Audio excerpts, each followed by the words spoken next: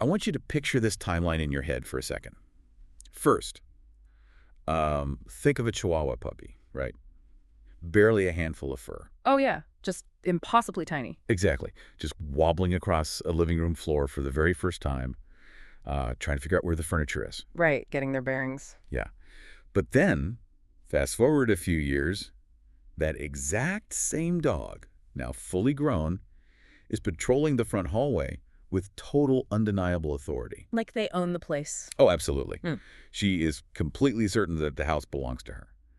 And then, years after that, an older version of that same dog, Senior years, yeah. right, she's moving just a little more slowly now. Mm. Maybe seeking out the absolute warmest spot on the fleece blanket. Mm. But she's still lifting her head at every single sound with that exact same unmistakable alertness. It's such a powerful visual progression because you're looking at vastly different physical capabilities, right? Different paces of life. Yeah. But the core identity, it just remains completely unchanged. It's the same intense attachment, the same incredible presence in the room. It's just, housed in a body that requires entirely different types of support as it ages. And that timeline, that progression, is really the heart of today's deep dive. We are looking at a comprehensive blueprint for a Chihuahua's lifetime health. Right. Because our mission today isn't just to rattle off a list of veterinary best practices. We really want to decode the biological and environmental mechanics of how you actually protect this highly alert, emotionally intense companion across her entire lifespan. Yeah, and the overarching framework provided by the materials we're examining today, it operates on this concept they call the whole dog every stage. I love that phrasing. It's great, right? The fundamental premise is that small doesn't mean simple. Small means precise. Precise. Yeah. Every biological process happening in a larger dog, like a lab or a shepherd, it's happening here too. But the margins for error are just exponentially smaller. Which is wild to think about. And whether you listening right now are a Chihuahua owner, or maybe you're considering bringing a small breed into your home, or, you're just a deeply curious learner, fascinated by how animal lifespans are managed. This deep dive reveals a really profound truth about longevity. It really does. A long life isn't protected by one dramatic, heroic medical intervention. It's protected by hundreds of tiny, consistent, seemingly invisible decisions made over years. So true. Okay, let's unpack this because a massive theme in our sources is this really delicate balancing act. Caring for a Chihuahua means protecting them without overprotecting them. Right. And to understand adult dog health, we have to trace that timeline back to the beginning. The puppyhood. Exactly, because adult health is simply puppy habits that have been extended and compounded over time. Right. For example, the sources emphasize that nutrition in puppyhood, it just cannot follow the standard dog rule of 1 or 2 meals a day. No, absolutely not. They require frequent small meals due to the breed's specific blood sugar mechanics. Yeah, let's break down the why behind those blood sugar mechanics, because it's not just about them being hungry, right? Like, they aren't just begging for snacks. It comes down to the physical size of their internal organs. Precisely. A tiny puppy has an incredibly small liver, and the liver is responsible for storing glycogen, which the body then converts to glucose to keep blood sugar stable between meals. Right, it's the fuel tank. Exactly, the fuel tank. But because a Chihuahua puppy's liver lacks the physical capacity to store large amounts of glycogen, those stores are depleted so rapidly. Because the tank is just so tiny. Right, so if they don't eat frequently, their blood sugar plummets, leading to hypoglycemia. Which is really dangerous, right? Oh, extremely. It can cause severe lethargy, tremors, or even seizures. So the frequent meals are a structural biological requirement. It's not a behavioral preference. Wow. And, that structural reality makes the early handling and socialization guidelines make a lot more sense, too. Oh, completely. Because the materials emphasize getting the puppy used to having their mouth touched, having their paws handled, being lifted.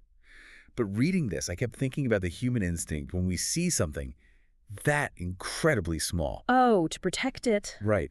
Is treating a tiny puppy like a fragile glass figurine actually backfiring? Yeah. Because the overwhelming urge is to just scoop them up the second a loud noise happens, or, a larger dog walks by. What's fascinating here is how the source material directly confronts that human instinct to coddle. Yeah, they don't hold back on that. Not at all, because when you spoop up a puppy every time they face a mild stressor, you are physically confirming to them that the environment is dangerous. You're basically saying, yes, you should be panicking right now. Exactly. You're telling them they are incapable of handling it, and you unintentionally build an under-socialized dog. And an under-socialized Chihuahua invariably becomes a fearful, highly reactive adult. Which is stressful for everyone. Teaching them cooperative handling, showing them that being touched or examined is actually safe. That is actual preventative medicine. Right. And that early confidence building prevents future panic, which naturally transitions us into the physiological realities of this breed.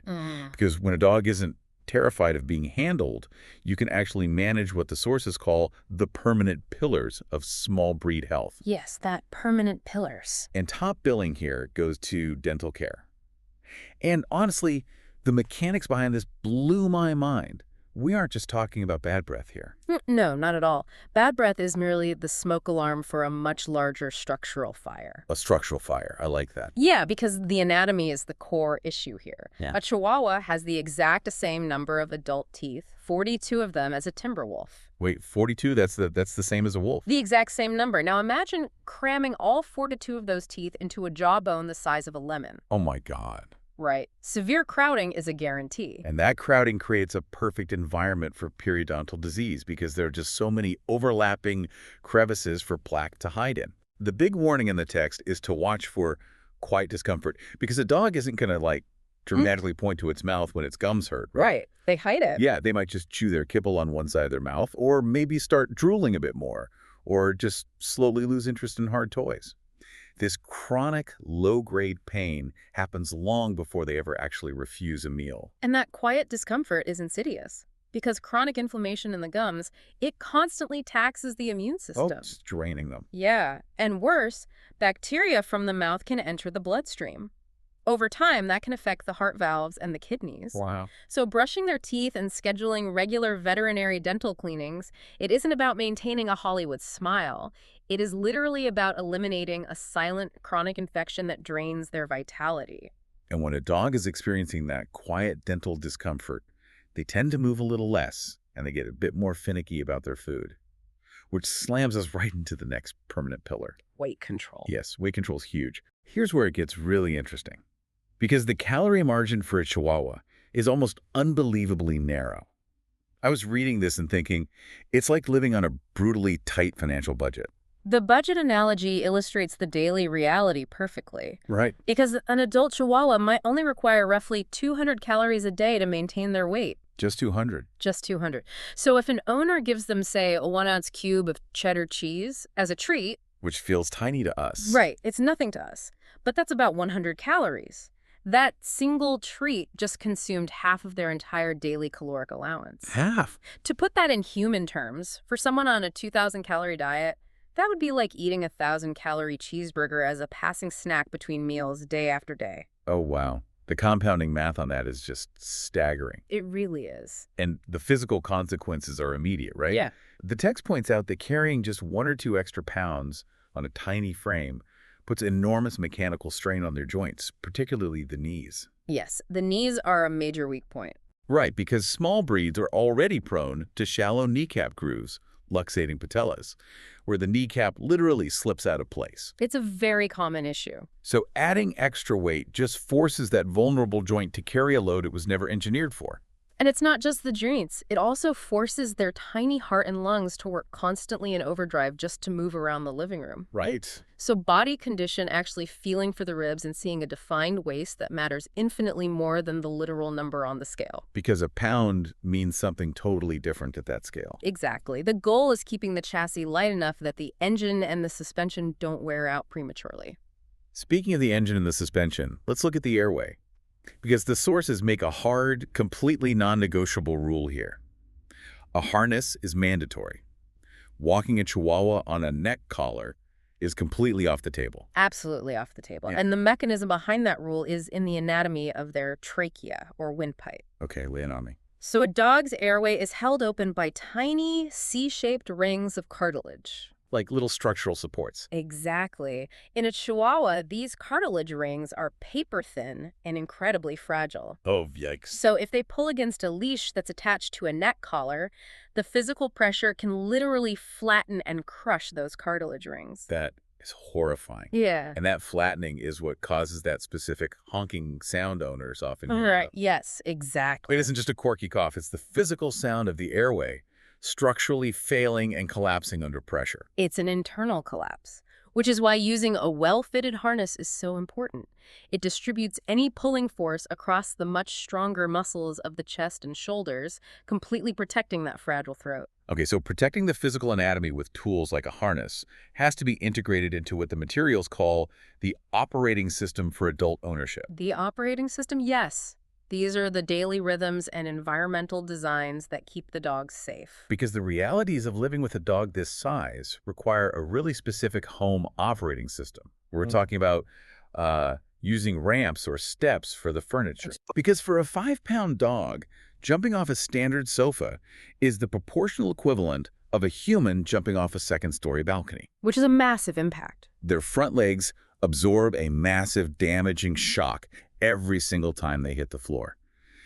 The operating system also means being hypervigilant about dropping medications or toxic foods like onions or grapes, because a single crumb that wouldn't even affect a Labrador. Can be fatal to a dog that small, absolutely. Right. You also have to manage the unique risk of the dog becoming essentially invisible in their own home. Oh, this is a big one. It happens all the time. They easily burrow under blankets on the couch, or they silently stand right underfoot in a poorly lit hallway. Yeah. The humans in the house have to develop a subconscious spatial awareness of where the dog is before they sit down or step backward. Now, as I was reading through this operating system section, I found something I really have to push back on. Oh, okay. The text categorizes behavior management as a crucial pillar of medical health. Right. They list things like building independence so the dog doesn't panic when left alone, and establishing predictable routines to manage barking at visitors. But people usually file that under obedience training or just, being a good neighbor. Why is a veterinary-focused text spending so much time on separation, anxiety, and barking? I see what you mean. Well, if we connect this to the bigger picture, the distinction between emotional security and physical health completely dissolves. How so? Consider the physiological toll of chronic stress. A dog that is perpetually terrified of visitors or constantly panicking when left alone is a dog whose body is continually flooded with cortisol and adrenaline. Oh, right. The stress hormones. Exactly. That fight or flight response elevates the heart rate, it spikes blood pressure, and it burns tremendous amounts of energy. A tiny heart working in overdrive every single day is going to wear out faster. Wow, okay. So the stress hormones are literally taxing the organs. Yes. And bringing it back to the vet clinic, if an undersocialized dog is terrified of being handled, they might bite out of pure fear. Sure, they're panicking. Right. And a veterinarian cannot safely use a stethoscope to listen to a racing heart or pry open a tiny crowded mouth to check for dental disease if the dog is thrashing around. Which means the veterinarian is basically forced to use sedation just to perform a basic physical exam. Exactly. And putting a senior 5-pound dog under general anesthesia simply to look at their teeth introduces a massive, entirely preventable medical risk. That makes total sense. Yeah. So by training the dog to be confident, independent, and comfortable with handling, you are removing the need for future sedation. The obedience work actively facilitates safer medical care. Okay, the link between confidence and avoiding anesthesia completely tracks. That operating system carries them safely through adulthood, but, time moves forward. Adulthood inevitably shifts into the senior years. It happens to all of them. And the transition outline in the text isn't about starting over. It's about changing your frequency and your attentiveness. You adapt to routines, but you don't eliminate them. Maintaining muscle mass is a perfect example of this. A senior dog still needs daily movement to keep the muscles strong enough to support their aging joints. The exercise might change from a long, brisk walk around the neighborhood to, say, multiple short, slow wanders around the garden. But the movement itself remains critical. Exactly, for their physical structure and their cognitive engagement. Reading through the section on senior care, the part about pain management really struck me. It's like troubleshooting an old computer. Oh, that's a good way to put it. Yeah, it doesn't always flash a giant bright red error screen to tell you what's failing. Sometimes the processor just runs slower, Right. The sources point out that senior dog pain particularly from osteoarthritis, is incredibly subtle. They rarely limp dramatically or cry out. And that subtlety is why daily observation is just so critical. An owner might assume a dog is just getting old because they sleep more deeply, or maybe they hesitate for 3 seconds before walking up their ramp. Or they get a little grumpy. Right, they become slightly more irritable when picked up. Those aren't necessarily unavoidable symptoms of aging. They're often indicators of untreated joint pain. Untreated pain. Yeah. Recognizing those subtle behavioral shifts allows a vet to prescribe anti-inflammatory medications that can dramatically restore the dog's quality of life. This brings us to the most practical question for anyone listening, I think. If the pain is subtle and the changes are gradual, how do you differentiate between a quirky moment of aging and a genuine, immediate medical emergency? Right, the line can seem blurry. The text provides a framework for this called the Don't Wait checklist. Yes. And the purpose of the checklist isn't to induce anxiety. No, not at all. It exists to provide absolute clarity so an owner doesn't waste precious time second-guessing themselves in a critical moment. Certain symptoms in a dog this size demand immediate veterinary intervention. Let's look at a few of these. Persistent coughing or difficulty breathing, which ties right back to that fragile tracheal cartilage we discussed. Sudden collapse or severe lethargy out of nowhere. And one that really connects to our earlier point about their tiny livers, refusing to eat entirely. That's a huge red flag. Because for a larger dog, skipping a meal might just be an upset stomach. For a Chihuahua, it could mean their blood sugar is crashing dangerously fast. Exactly. Other immediate red flags include frantic pawing at the mouth. Which usually indicates severe dental pain, right? Or an exposed nerve. Yes, usually dental. A bloated abdomen, seizures, difficulty urinating, or sudden unexplained limping. All of these mean you bypass the wait-and-see approach and go straight to a professional. Just grab the keys and go. But to catch the slow, subtle changes before they turn into the emergencies on that checklist, the sources heavily advocate for record keeping. Yes, writing it down. Using a notebook or an app to track their weight over time, their daily food portions, when their last dental cleaning was, and honest notes on their mobility and quality of life. Because memory is incredibly unreliable when you see the animal every single day. It really is. A gradual weight loss of 8 ounces over 6 months is almost impossible to notice visually on a 5-pound dog. You'd never see it. Never. But it represents a 10% loss of their total body mass. Wow. Writing the numbers down reveals the hidden trends. So what does this all mean? When I look at the spreadsheets, the checklists, and the daily observations, a core realization jumps out to me. A veterinarian only has a 15-minute appointment with a dog that is likely stressed, full of adrenaline, and instinctively masking its pain. The vet is operating at a severe disadvantage in that exam room. Right. They are entirely reliant on the context provided by the person holding the leash. It's like the vet is only seeing a high-stress snapshot of the dog's health. But the owner, who is tracking the meals, the sleep patterns, the subtle hesitations at the bottom of the ramp, the owner has been watching the entire movie. The entire movie, yes. And that full narrative is what actually allows the vet to make an accurate diagnosis. That partnership between daily environmental observation and professional medical intervention, that is the true mechanism of longevity. It all stems from recognizing their specific biological realities. Synthesizing everything we've explored today, the final philosophy for protecting this breed comes down to a few core tenets, right? Respect her small scale in every structural decision you make, from the harness to the ramps. Absolutely. Keep her body lean to protect those fragile joints, and keep her mouth comfortable to protect her internal organs. And above all, keep her identity intact. Yes, her identity. She was never a toy, she was never a fashion accessory, and she's certainly not less dog just because she happens to be small. This raises an important question about the ultimate goal of ownership. Okay. We aren't trying to erase their genetics, and we aren't trying to bubble wrap them into a state of neurotic fragility. Right, no glass figurines. Exactly. The goal of this meticulous operating system is to construct an environment safe enough that the dog is free to be bold, confident, and secure in her own home. Small doesn't mean simple. Small means precise. Small means precise. That is a brilliant distillation.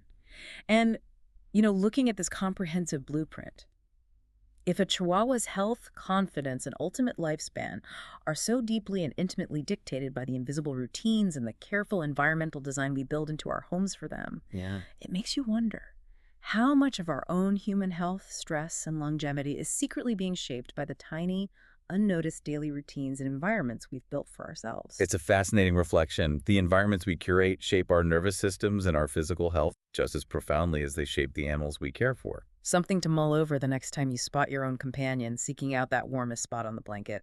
Thank you for joining us for this deep dive. Thank you for listening.